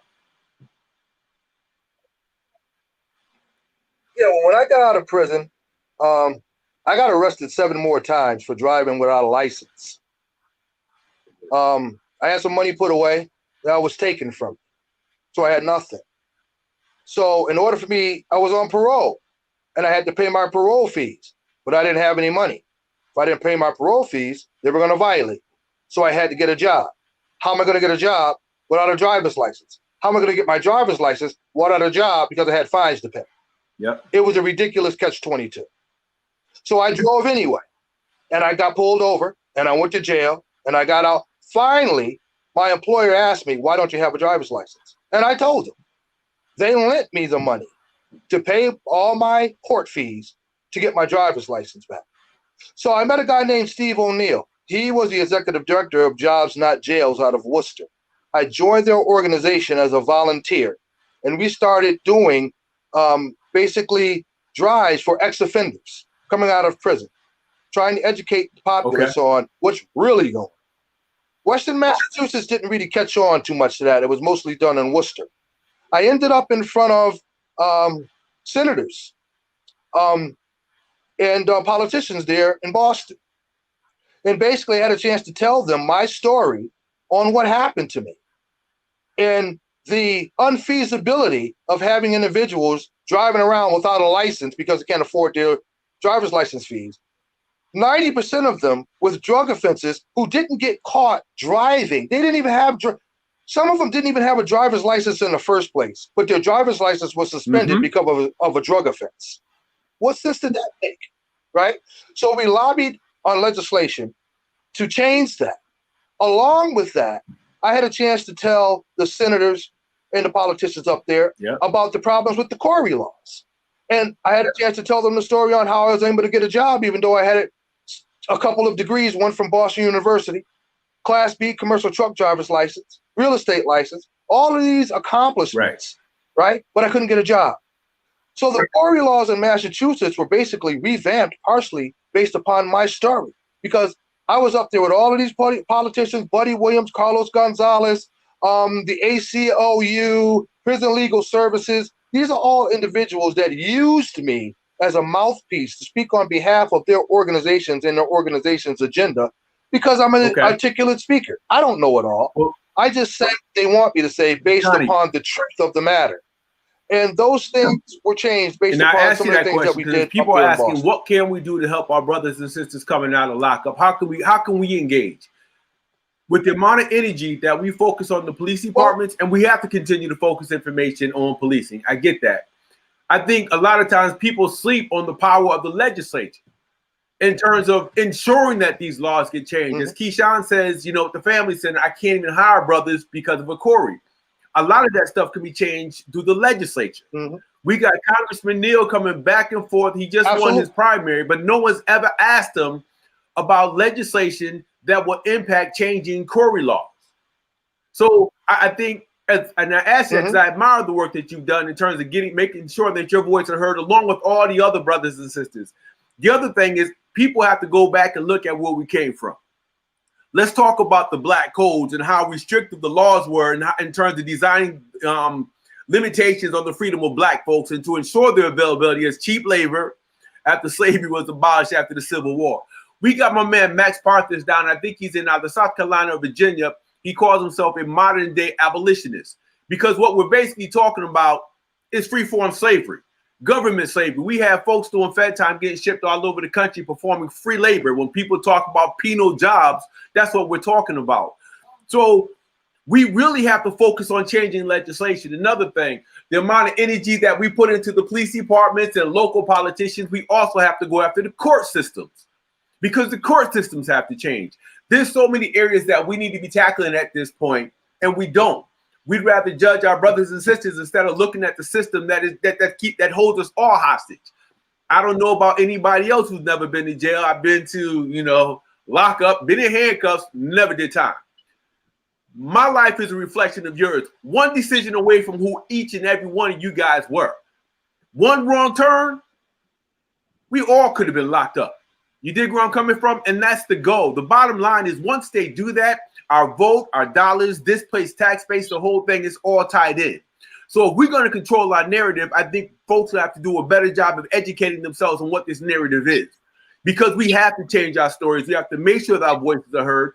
We can't alienate any particular segment of our population, and we have to stop compartmentalizing our community. I had a conversation with Brother Donnie the other day. We talked about how we have women over here, brothers over there, kids in the back. And then we talk about brothers who have gone to jail, and we treat them as if they don't exist. We talk about brothers in the church. We talk as if this isn't just one family. And at the end of the day, we're talking about black families. Fuck everybody else. We're talking black families. So when these brothers come home, if they need jobs at a family center, the bottom line is, I know with the nonprofit I have, people are donating dollars on a regular basis. And if it wasn't for regular folks who look just like y'all, Afro Renaissance, Rob, tell me I'm lying, Afro Renaissance wouldn't exist. So my thing is, to ensure that Keyshawn can open his doors for these brothers, we have to make sure that we go into our pockets and treat it like a bill. If it's $100 a month, to make sure those monies are going back so that he will have discretionary dollars to use. As long as we're relying on state and federal dollars, man, that's like relying on master to feed us right before we take off running. We can't do that. So we have to become fiscally independent, which means that the free money that we have, that spare change, we have to utilize it effectively. As Joe says, if we can get 24 people in the circle to stand strong, put their dollars together, we can do this. But again, I'm talking a lot, but I'm just saying we have to go back and understand that this penal system they put in place was put in place whether or not we ever got high, whether or not we ever committed a crime. And it's going to be there when our grandchildren are being raised. So we have to start fighting this now. We have, decisions to make. And I say it all the time. We have to draw a line in the sand. The bottom line is we live in America, and people never want to talk about seceding. And people never want to talk about walking away from this damn country. There are obstacles and traps set up to get us at every stop that we make. So for Dallas, for Donnie, for Joe, listen, man, I think we have to make sure that we bring you brothers back on a regular basis, not just this show, but other shows, to make sure that your voices are heard.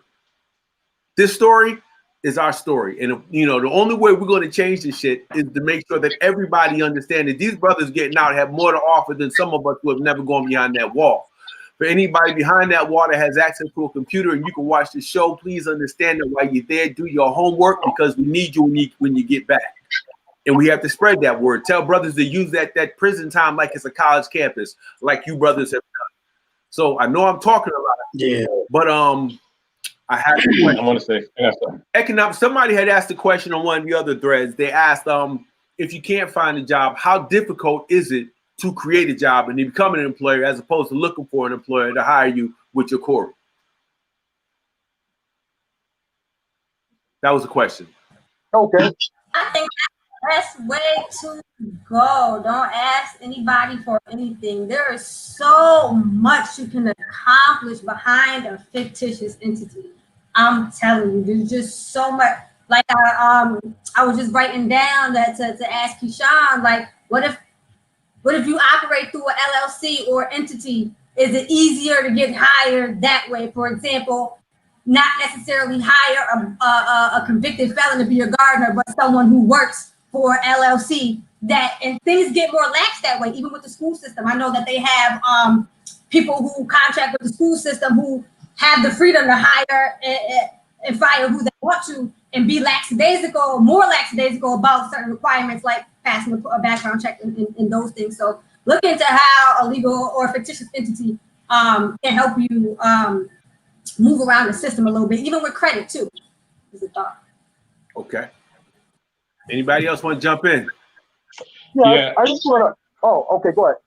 No, please go ahead. I just wanted to answer on one of the panelists' questions from earlier. I don't think it was addressed, and he asked a question about how can we incentivize, how can companies incentivize employment, for not just ex-offenders but for anyone. Yeah. And my answer is particularly for the ex-offender. The problem with the incentivization is that a lot of brothers coming out of the joint, they're not ready, right? Just because you incentivize a job doesn't mean that individual is ready to be accountable and responsible. And you may qualify for that incentive, but that doesn't mean that you're ready to get up to go to work every day and perform at a high level that job is requiring you to. So I think it's a good idea to incentivize jobs or employment, but I think it needs to have a pre-job placement services for individuals coming out of the joint, something that is provided by ex-felons. We know what they're going to face. We know what face they need to put on for that employer. We know how you need to talk, how you need to walk, what you need to say, how you need to perform, because we've already done it. We know what expectations you're going to face and how to help you to be successful when you get that incentivized job. Because if they get that incentivized job and they fail, then how does that help anyone? they were never ready in the first place. So these individuals that are coming out, male and female, that's why a place like the Inner Vision Empowerment Center, that's why the Boys and Girls Club can be utilized to help individuals get skill ready, to get ethic ready, to get moral ready, to get values ready, because you have to have ethics, morals, values to succeed in the world of work, not just the ability to do the job. You know, and the other thing is that we were talking about the other brother came in and he was talking about doing business with each other. We don't trust each other. That's why we don't do business with each other. We have an image problem, right? We have an image problem that has been created by white society for us to not do business with each other because we're not deemed as trustworthy, right? It's something that's subliminal and subconscious. We have to, like Daryl said, rewrite the narrative, right? And let people know that you can trust me. I will do a good job. My services are legitimate, right? Once we have enough individuals that can display that in our community, it will feed upon itself and replicate. One of the things that the Inner Vision Empowerment Center, what I want to do with area businesses, go to each and every one of these area businesses. Who is the owner? How long have you been in business? What have you given back to the community? Oh, you've been in business for 10 years? You've been taking people's money for 10 years and you haven't given anything back? We got a problem with that. And we're going to give them an opportunity to give back. And if you choose not to give back, we're going to put you on Front Street. So the bottom line is that those dollars from those business owners that don't look like us are all leaving this community. So we need to provide, you know, some type of incentive for them to put a portion of their earnings from our community back into the systems in our community so we can do better, you know, amongst the people that you're taking the money from. You know, those are some of the things that I believe we should be implementing in our community. Mac, I know you had something you wanted to say, and I know Hanifa, we had something else you want to follow up on too. Yeah, so like for those brothers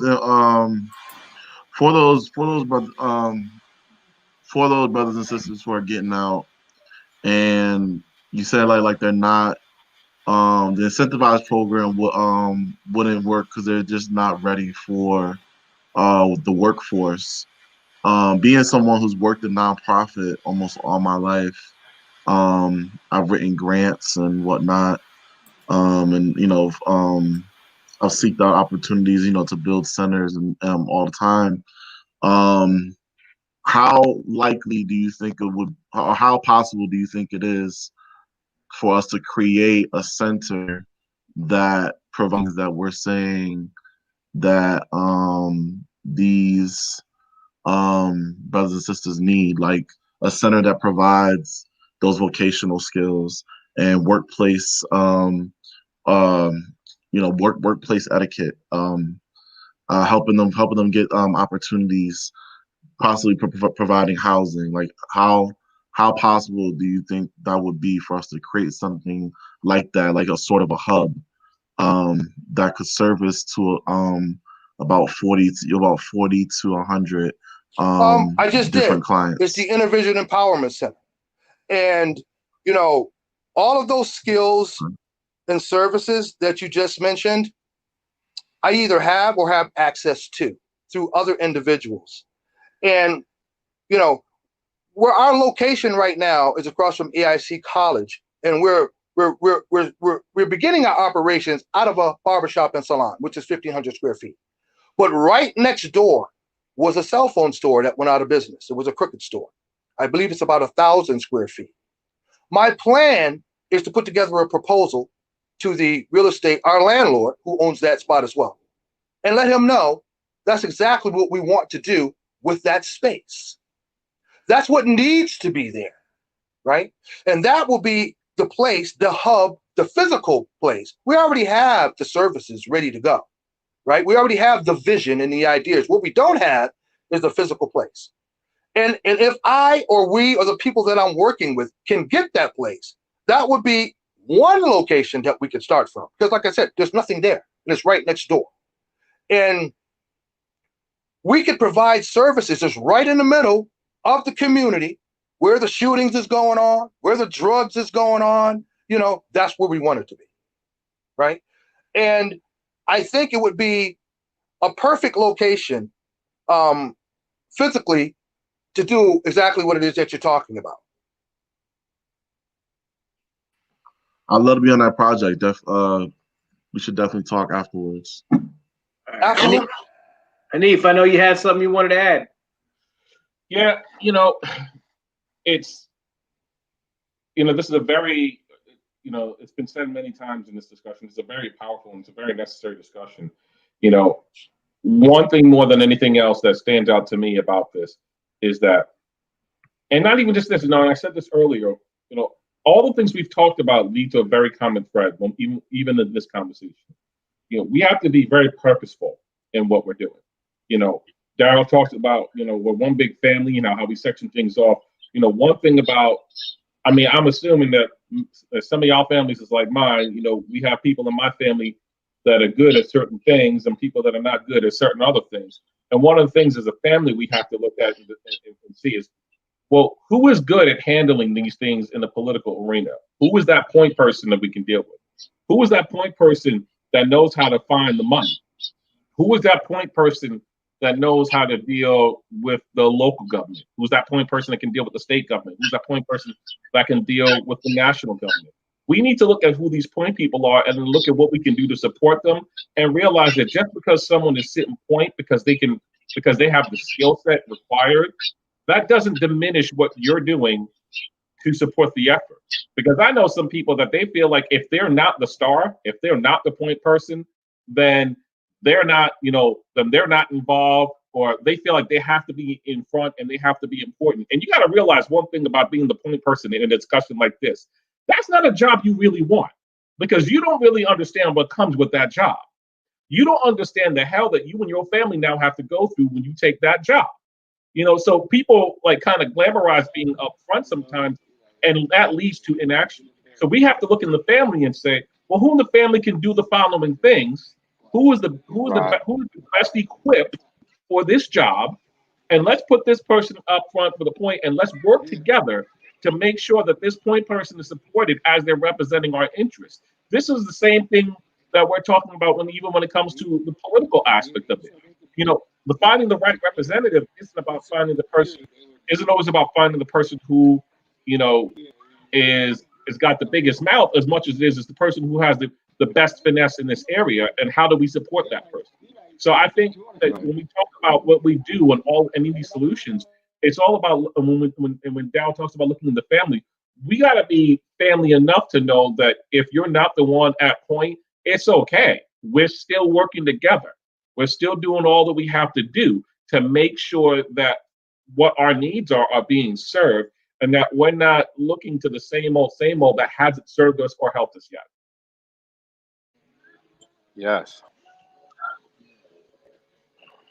And Joe, you got anything you wanted to add to that? Yes, two things actually. What Hanif said was right on point. For one, like in Islam, we always say whoever wants to be the king is not worthy to be the king, right?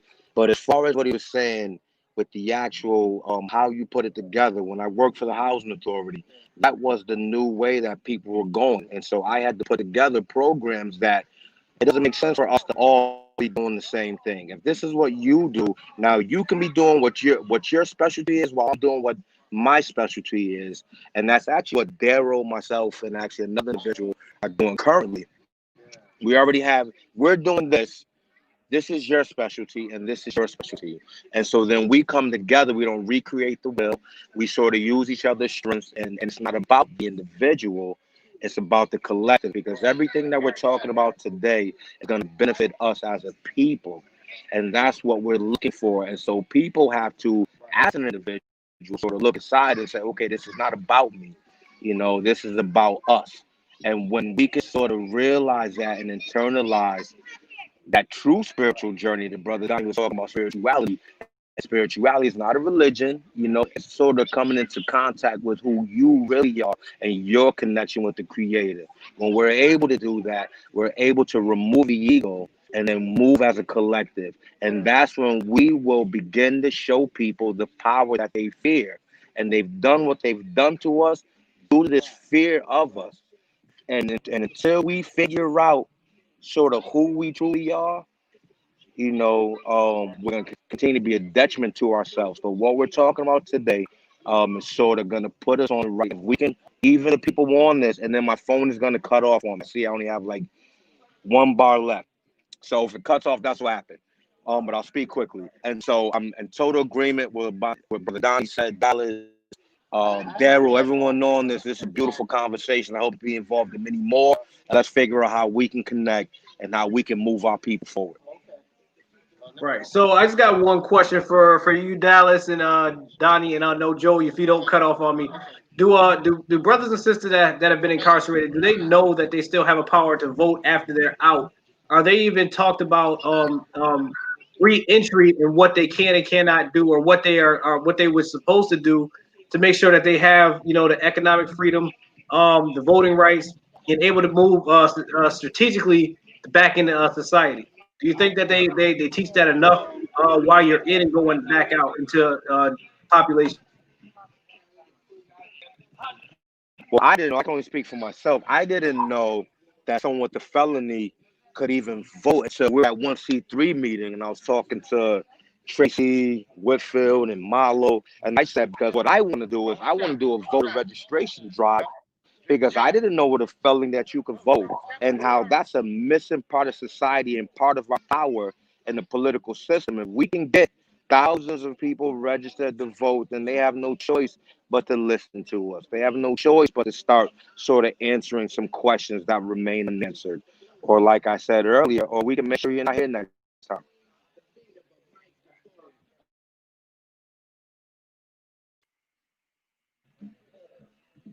All right. Who wants to go next? Yeah, I Keyshawn. got you. I think Donnie's trying to speak, but he's muted. Yeah. I think I just unmuted him. Okay, Donnie, you up. To answer your question, Keyshawn, is that no, they don't give you any information on voting or any of that stuff inside. They don't want you to vote, right? They definitely want to keep that away from you, because our vote is the number one most powerful thing that we can do upon leaving incarceration. But 99% of us are so preoccupied with getting our lives back together. Voting is probably the last thing that's on our mind, when it should be the first thing that's on our mind. And the thing about it is that we should have a welcoming home committee. You know, I mean, there are some people, you know, who have been to prison who, you know, they really have learned their lesson, and they really are trying to turn their lives around. And a lot of people don't know, like the brother was saying, that you can vote with a felony. That's only in some states, mostly southern states like Florida, which I believe just reversed that. But up here on the East Coast, you can vote with a felony. And that's the type of information that we have to get right. Because if you've got 10,000 brothers getting out of prison, or, you know, periodically, and 2 or 3,000 of them think that they can't vote, or they have lost their right to vote erroneously, that's a problem, you know, and it's one that's easily corrected with an informational campaign. Minnie, you want to follow up? Because I know you still got a lot too. Well, I was just gonna say, all in all, we need a code, we need an agenda, and we need a system in that order.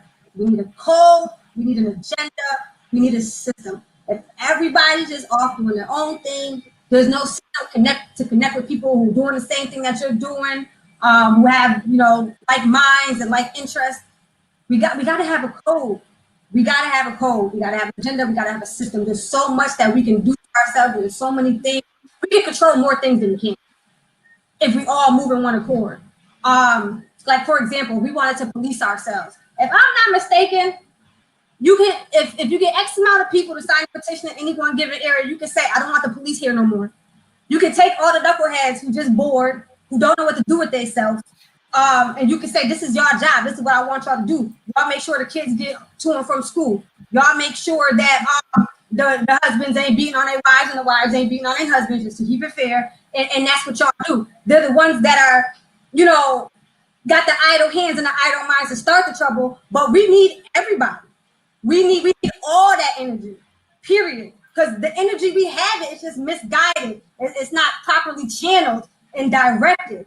And if you if everybody within that area that agreed not to let the police that area unless they're called, which they shouldn't be, and you take $10 a house, $20 a house, or whatever, and you give these little knuckleheads some money so they can stop having a reason to wreak havoc through the neighborhoods, then that's how you kill two birds with one stone. Police ain't coming, and the troublemakers are now keeping trouble at bay and then responding to trouble. And it's stuff like that that we can do on our own. We just so caught up in asking to be free. Like, we want freedom, we want justice, but we're just walking through the streets asking for it. And those are not things that you get by asking. The people who have control over whether or not we have them, they sure as hell didn't ask for it.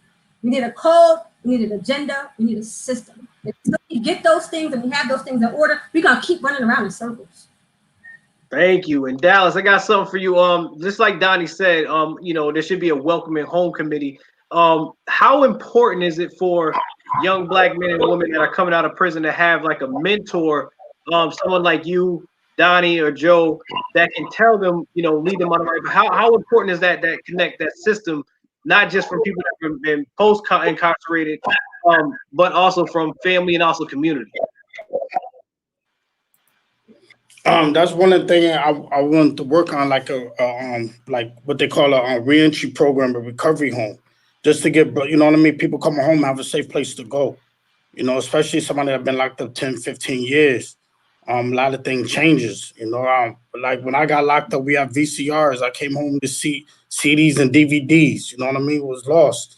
So it's very important, like just having a safe place, come home, and education is the key, man. Like I said, the way I see myself, today than before, that is about growth and how we see ourselves. Somebody had mentioned that. That's the most important thing. I have to come home to a safe place. Then from there, you just start from there. With work, help an individual get their license.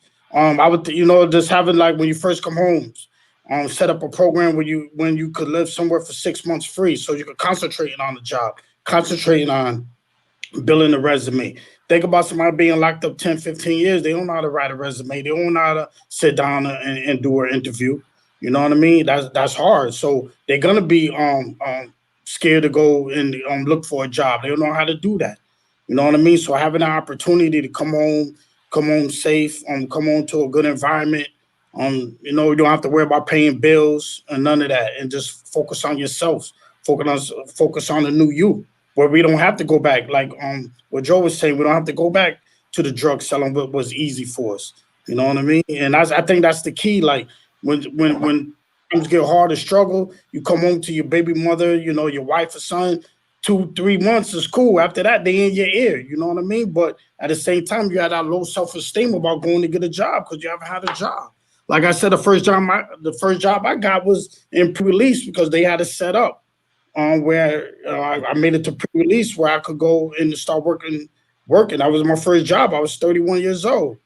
You know what I mean? And that's my first job I had was from pre-release. And, and they had that contract with them. So after that, so that's very important. That's very important. So, man, thank you. I appreciate that. D, I'm gonna pass it back to you. I know you have something to say about what's happening coming up. Yeah, I just want to remind people that next week, Sunday, September 20th, we'll have a conversation on who's Black is the real Black. Been a lot of conversations happening over who's Black, who's not. As we talk about Afro-Latinos, Caribbeans, Afro-Brits, Afro-French, a little bit of Afro everything. Everybody feels as if they have a right to insert themselves in the conversation regarding foundational Black Americans. So we're going to talk about that. I mean, who has the right to control who's Black card and who can identify as Black? Next week, we'll also talk about Minnie's girl, Jessica Krug, the associate professor at George Washington University, who admitted that she was, in fact, a white Jewish woman from Kansas City. So we'll have those types of conversations. That'll be coming up next Sunday. Make sure everybody tunes in at 3 o'clock. I just wanted to throw that out there real quick. And then Donnie and Dallas. Right now, if somebody came out of jail, they came out of lockup, say Monday, Tuesday, where would you recommend they go first for assistance to make sure that they can stay, they can remain at home and, get their lives in order? What should be their first stop? for me, it's depending on their needs, man. Like for me, ASS did a lot for me. You know what I mean? They opened up doors for me. They got me involved in the sheriff department. Helped me with a job. They do the they got the program where they got the unemployment program, and they got people that actually hire people. Like they got a contract with a few jobs that they will help you get a job. And that's the key. I tell brothers, man, start somewhere. You know what I mean? Just start somewhere and work from there. You know, that's the most important thing. Like I said, like I started doing volunteer work because I didn't want no money in my pocket at the time. You know what I mean? So I started doing volunteer work. Then that opened up doors for me to get the job where I'm at right now. But that opened up for me to get other jobs. And I still volunteer for the sheriff department. And yeah, depending on your needs, man. Because today is a lot of resources out there, man. You got the New North Citizen Council. You got ASS. You got if that ain't can help you, I got temp agencies that will give people jobs. You know, I'm out. I work as a recovery coach, so I'm out in the community a lot. So I got rapport with different temp agencies, different programs out there. So it depending on their needs. Okay. Fair enough. Now, before Donnie, before you add on to that, I just want to go with Dallas and what you're saying with the sheriff's department. The sheriff's department does have programs that are very helpful for people that come out of prison. Yeah, they work with people while they still. Depending on if you're in pre-release or Mill Street, they got a mentorship program where brothers get out, they able to leave the jail. I think it was on Mondays. They're able to leave the jail. We sit down and build with brothers. There's times I go inside the jail to brothers, get them prepared, let them see what they looking for. You know, I said the most important thing, man, is the housing. You know what I mean? Like you getting out of jail, you come home to the wrong environment. You know what I mean? You get caught up again. So that's why I said like getting a recovery house, a reentry program, housing, where brothers don't have to come back home to that type of environment because you'll get distracted. Or you're gonna get distracted. So if they have a safe, like I said, I had to change my sandbox. You know what I mean? My playground. You know what I mean? The people I associate with people like where I'm at today. That's where I surround myself around today. You know what I mean? I'm learning about stocks, so I call people about that, real estate. Those are the people I surround myself around. And only way I could do that is to move myself out of certain environments so I don't get distracted. Because I'm like they say, the fear of the unknown. If I'm uncomfortable, right, and if I'm not used to being uncomfortable, I'm gonna go somewhere I'm comfortable at. But I had to continue to challenge myself to be comfortable. And things like that. So getting people out of that environment and put them in a new environment, and it make it a lot easier where they don't get distracted. So yeah, like I said, it's not an individual, man. Like some people say this don't work, that don't work. But it worked for me. I know it worked for me, right. And that's what we asked for. If it works for you, then that works. So let me move over to Donnie and see because I know we're running out of time. We got 11 minutes left. So Donnie, for you, first stop, fresh off the block, where should people go first? Where would you recommend they go? I think you're muted. You're muted? Yeah. You're on. I would recommend Mass Rehab. I would go there first. That's where I would recommend because they're impartial. And the reason why I say that is because AISS, after Incarceration Services Program, I was around when that was being developed. They actually sent around pamphlets to ask certain inmates when we were incarcerated, what type of services would we like for them to have upon release from prison. Donnie, the problem with stop you. AISS forget about that for a second. Just focus on where you think they need to go. Let's move forward. Well, I wouldn't. Well, I would say that a lot of people are not going to go there. A lot of inmates are not going to go there because if I came to you and said, "Look, man, I'm not trying to go back. Where should I go?" Well, I would say come to Intervision Empowerment Center because it's not run by cops. And that's why a lot of brothers are not going to AISS because there are people walking around with badges. And when you've had, their foot put on the back of your neck for 10, 15 years, the last thing you want to be around is a CO. and that's why they're not going there, and that's why they cannot be as effective Okay. as So a you place said like their mine. first stop should be Intervisions. Okay. I'm sorry. Absolutely, Okay. because we're just like them. Down. Say it again, Manny. Can I I pick it back off that? slower so I can write it down. Intervention. Let me pick something. Let me. All right. Can I pick it back on that for a minute? Yeah. This one thing I say about ASS, right? Those people, right? And this what inspired me a lot, because majority of the people that work at ASS been in jail before. And that's what inspired me a lot. You know what I mean? If I had a caseworker that did 10 years working at ASS, and that's what inspired me. You know what I mean? And when I seen somebody that been where I've been at and got the job work for a sheriff department, that encouraged me that I could be better. You know what I mean? Like my sister was saying, right? We can't reach Oprah, we can't reach that, but there's people in our community that have been successful. Let's talk about those people, because I'm not the only one. People, you got Hamza, you got people that's out there, Ronald, that been in the streets, that did time working in this type of field, that doing great stuff in the community. Those are people that we need to talk about. You know what I mean? That's why I always bring up Della Blake. You know, my uncle is a professor. He been in the streets, been locked up. You know what I mean? Those are the people that inspire me, encourage me to keep going, because they've been in my shoes. They've been where I've been at. So when I seen people that working for the sheriff department going back inside the jails, helping other brothers, Buddy was one of the first guys that was working inside. I was in Lullah when Lullah first opened up in '92. Buddy was working there as a case, doing groups in there. You know what I mean? Knowing him, looking up to him back when I was a young dude in the streets, and seeing him, you know what I mean? And the same brothers that been where I'm at, that had opportunities to get jobs, to work. You know what I mean? That's inspired me. That encouraged me. And that's what I'm doing with brothers today. When I didn't even want to go inside Lullah. Me, where I came from, the streets, the block I come from, I didn't want to go inside Lullah, because like, man, people gonna be a snitch, this and that. But when I walked inside Lullah, there was brother like, yo, DA, they was like, yo, man, when I seen you, man, you make me want to change my life, man. Like, yo, for real, you know how inspired that was, the encouragement I could give others? That's what kept me going.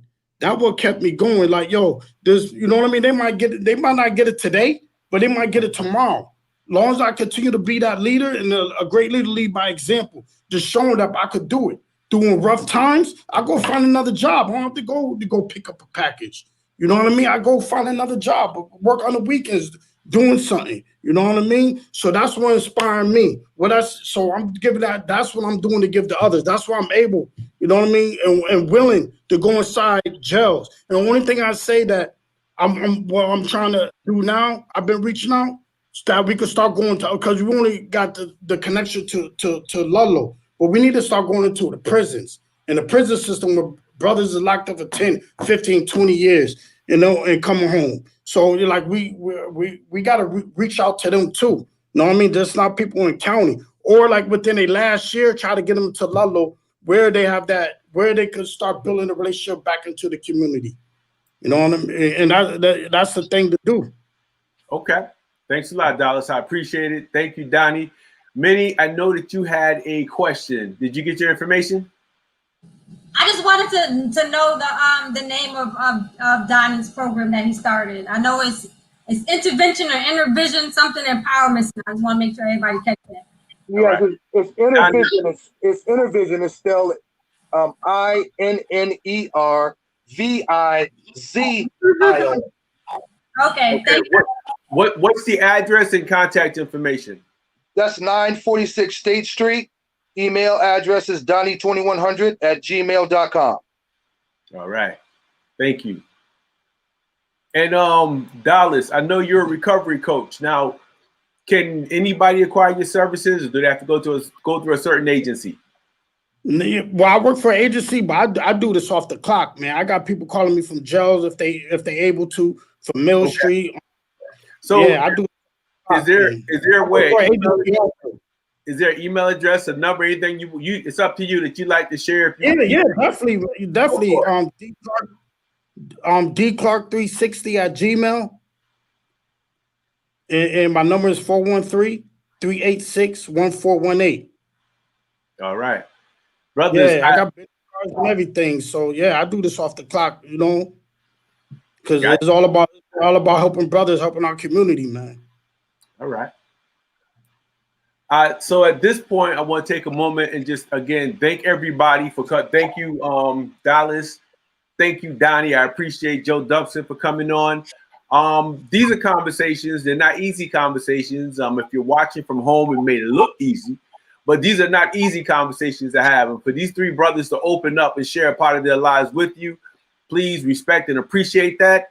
As we talk about Black folks not supporting Black folks, just remember we have three brothers who came on today on their own free time to share information with you. That's support. Sometimes we take this type of shit for granted and we can't. I want to thank the panelists, for being here and doing what y'all do on Sundays. So with that being said, I'm gonna start from the top. Terrence, Matt, closing thoughts. You have a closing thought? Yeah, closing thought. I said in the comments, but I'll repeat it. The issue of incarceration is a systematic issue that needs to be handled systematically, from the pre-incarceration to incarceration to post-incarceration stages. And just echoing what everybody has been saying, we just gotta come together, mobilize or organize, and to really start seeing some effective change. All right. And next week when you come on, why don't you tell people we're going to take a few minutes so people can know about all the things that you're working on. I know you're working on about 5 or 6 different projects. Young brother getting it in. So next week, we're going to take a few minutes. We're just going to talk about that. Is that cool? Yeah, definitely. All right. Thank you. Vinny Jones, closing thought. Where are you? Here we go. Uh-oh. You're muted. Can we unmute it? My bad, y'all. I'm just gonna keep repeating and reiterating this point. We need a code, we need an agenda, we need a system. There is nothing we can't do except for that which we think we can't do. So yeah, let's get organized. All right, I'm with you on that. We got to code up. Everybody got to get on code. Let's see, Keyshawn, you up? All right, I just want to say thank you to Dallas and Donnie and Joe for coming on, man. This is one of the most powerful conversations we've had. I mean, I think every week we get better and better, but this is going to be a hard one to top, man. And it's something that brothers and sisters need to hear. It's sometimes we turn a blind eye to people that have been incarcerated or coming back out, like Dallas said.